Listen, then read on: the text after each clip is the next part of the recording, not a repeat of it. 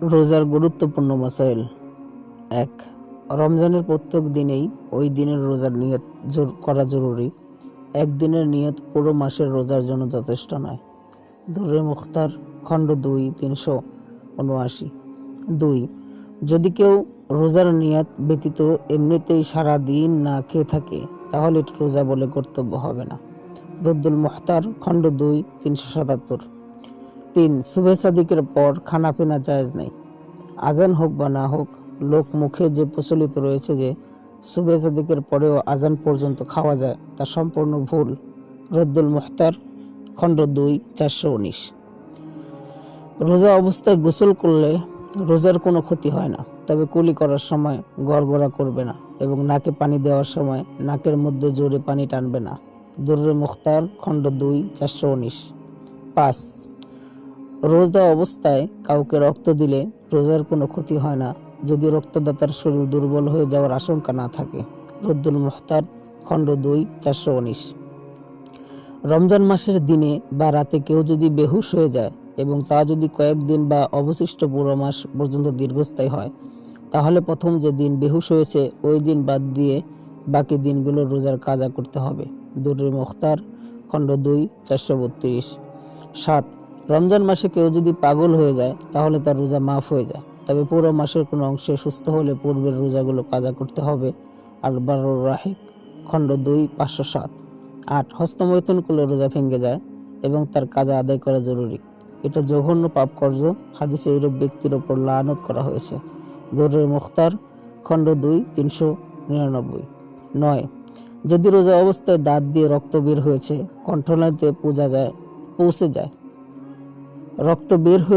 কণ্ঠনালীতে পৌঁছে যায় এবং তা পরিমাণে কম হয় তাহলে রোজা নষ্ট হবে না। আর যদি রক্ত থুতুর সমান বা থুতু থেকে বেশি হয় তাহলে রোজা ভেঙে যাবে এবং তার কাজা করতে হবে। দুররে মুখতার খণ্ড ২ ৩৯৬। ১০.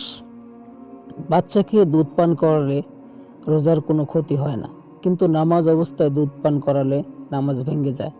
দুররে মুখতার খণ্ড ২ ৩৭১। ১১. সফরে যদি কষ্ট হয় তাহলে রোজা না রাখা জায়েজ আছে, বরং না রাখা উত্তম। আর সফরে কষ্ট না হলে রোজা রাখাই হলো মুস্তাহাব। তবে রোজা রেখে ভাঙ্গা ঠিক নয়। কেউ যদি রোজা ভেঙে ফেলে তাহলে কাফারা আসবে কিনা এ ব্যাপারে মতভেদ রয়েছে, যদিও গ্রহণযোগ্য মত হলো যে এই সূরতে কাফারা ওয়াজিব হয় না। আহসানুল ফতোয়া ৪৪৪। ১২. কেউ রোজা রাখার পর মারাত্মক অসুস্থ হয়ে গেলে অথবা পূর্বের রোগ বেড়ে যাওয়ার প্রবল ধারণা হলে রোজা ভাঙ্গা জায়েজ আছে, পরবর্তীতে কাজা করতে হবে। একান্ত কাজা করার শক্তি না পেলে উক্ত রোজার ফিদিয়া দিতে হবে, অর্থাৎ প্রত্যেক রোজার বদলে একজন গরিবকে দুবেলা খাওয়াতে হবে বা পৌনে ২ সের আটা কিংবা তার মূল্য গরিবকে দিতে হবে। দুররে মুখতার খণ্ড ২ ৪২২। ১৩. নাবালেগ ছেলে সন্তানদেরকে রোজা রাখার হুকুম করতে হবে যদি তারা শক্তি রাখে এবং এর দ্বারা তাদের কোনো ক্ষতি না হয়। আর ১০ বছর বয়সে রোজা রাখতে শুরু না করলে প্রয়োজনে প্রহার করা যাবে। দুররে মুখতার খণ্ড ২ ৪০৯। ১৪. রমজানের দিনের বেলায় কোনো ছেলে বা মেয়ে বালেগ হলে বা কোনো কাফের মুসলমান হলে কিংবা মুসাফির সফর শেষ করলে বাকি দিন খানা পিনা থেকে বিরত থাকতে হবে। ঋতুবর্তী মহিলার হুকুম। ঋতুবর্তী কোনো মহিলার যদি দিনের বেলায় স্রাব বন্ধ হয়ে যায় তাহলে দিনের বাকি সময় খানা পিনা ইত্যাদি থেকে বিরত থাকতে হবে। আর কোনো মহিলার রোজা অবস্থায় ঋতুস্রাব শুরু হয়ে গেলে তার জন্য উপবাস থাকা জায়েজ নাই, বরং সে চুপে চুপে খানা পিনা করবে এবং পরবর্তীতে রোজাগুলির কাজা করবে। দুররে মুখতার খণ্ড ২ ৪০৮। ইমদাদুল আহকাম খণ্ড ২ ১৩৯। ২. যদি কোনো মহিলা ওষুধ সেবন করে ঋতুস্রাব বন্ধ রাখে তাহলে তাকে পুরো মাসে রোজা রাখতে হবে, তবে স্বাভাবিক নিয়মে বিপরীত করার দরুন কাজটি ঠিক হবে না। ফতোয়া রহিমিয়া খণ্ড ৬ ৪০৪। রোজা ভঙ্গ হওয়ার কারণসমূহ। ১. রোজা স্মরণ থাকা অবস্থায় কোনো কিছু খাওয়া বা পান করা অথবা স্ত্রী সহবাস করা, এতে কাজা ও কাফারা একাধারে ২ মাস রোজা রাখা ওয়াজিব হয়। ২. নাকে বা কানে তৈল বা ঔষধ প্রবেশ করানো। ৩. নস্য বা হাঁপানি রোগীর জন্য ইনহেলার গ্রহণ করা। ৪. ইচ্ছাকৃতভাবে মুখ ভরে বমি করা। 5 বমি আসার পর তা গিলে ফেলা। 6 কুলি করার সময় পানি গলার ভিতরে চলে যাওয়া। 7 দাঁতে আটকে থাকা ছোলার সমান বা তার চেয়ে বড় ধরনের খাদ্যকণা গিলে ফেলা। 8 মুখে পান রেখে ঘুমিয়ে পড়ে সুবহে সাদিকের পরে জাগ্রত হওয়া। 9 ধূমপান করা। 10 ইচ্ছাকৃতভাবে আগরবাতি কিংবা অন্য কোনো সুগন্ধি দ্রব্যর ধোঁয়া গলৎকরণ করা বা নাকের ভিতরে টেনে নেওয়া। 11 রাত্র মনে করে সুবহে সাদিকের পর সাহারি খাওয়া বা পান করা। 12 সূর্যাস্তের পূর্বে সূর্য অস্তমিত হয়েছে ভেবে ইফতার করা। এগুলোতে শুধু কাজা ওয়াজিব হয়, কাফারা ওয়াজিব হয় না। কিন্তু রোজা ভেঙে যাওয়ার পর দিনের বাকি সময় রোজাদারের ন্যায় পানাহার ইত্যাদি থেকে বিরত থাকতে হবে। রদ্দুল মুখতার ও দুরুল মুখতার খণ্ড 2 402। রোজা মাকরুহ হওয়ার কারণসমূহ: মিথ্যা কথা বলা। 2 গীবত বা চুগলখড়ি করা। 3 গালাগালি বা ঝগড়া ফাসাদ করা। 4 সিনেমা দেখা বা অন্য কোনো কবিরা গুনাহে লিপ্ত হওয়া। 5 সকালবেলায় নাপাক অবস্থায় থাকা। 6 রোজার কারণে অস্থিরতা বা কাতরতা প্রকাশ করা। 7 কয়লা, মাজন, টুথ পাউডার, টুথপেস্ট বা গুল দিয়ে দাঁত মাজা। অনর্থক কোনো জিনিস মুখের ভিতরে দিয়ে রাখা। অহেতুক কোনো জিনিস চিবানো বা চেকে দেখা।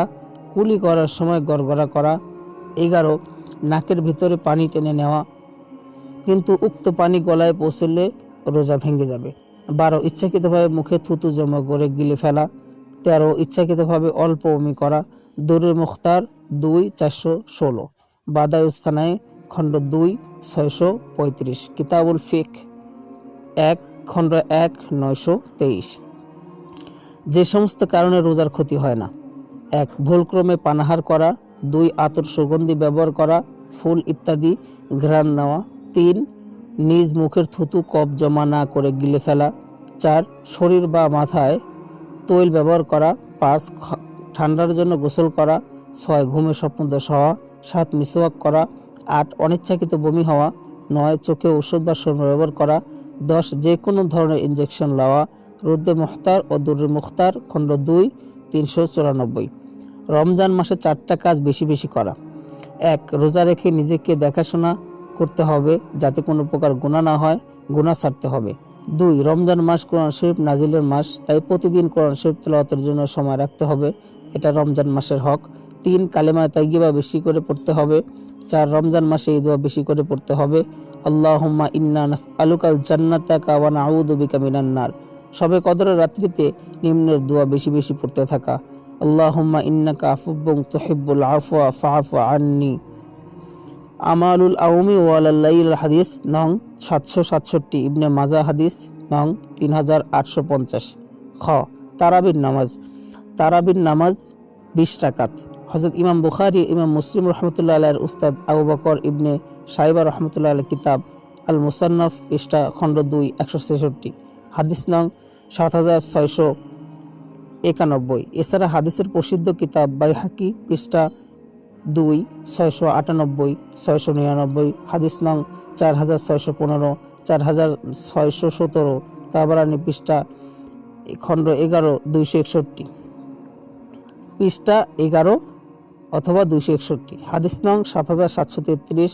হযরত আব্দুল্লাহ ইবনে আব্বাস রাদিয়াল্লাহু তাআলা আনহু থেকে বর্ণিত বিশুদ্ধ হাদিসে রাসূল সাল্লাল্লাহু আলাইহি ওয়াসাল্লামের আমল দ্বারা 20 রাকাত তারাবি নামাজ প্রমাণিত। আন-নুকাত আলা মুকাদ্দামাতি ইবনে সালাহ খণ্ড 1 390। আন-নুকাত আলা কিতাবি ইবনে সালাহ খণ্ড 1 494। ইনশাআল্লাহ বিস্তারিতভাবে আলোচনাগুলো আসবে। এ পর্যন্ত সাথেই থাকুন, ভালো থাকুন, সুস্থ থাকুন। আল্লাহ তাআলা সবাইকে কবুল করুক, আমল করার তৌফিক দান করুক। আমিন। আসসালামু আলাইকুম ওয়া রাহমাতুল্লাহ।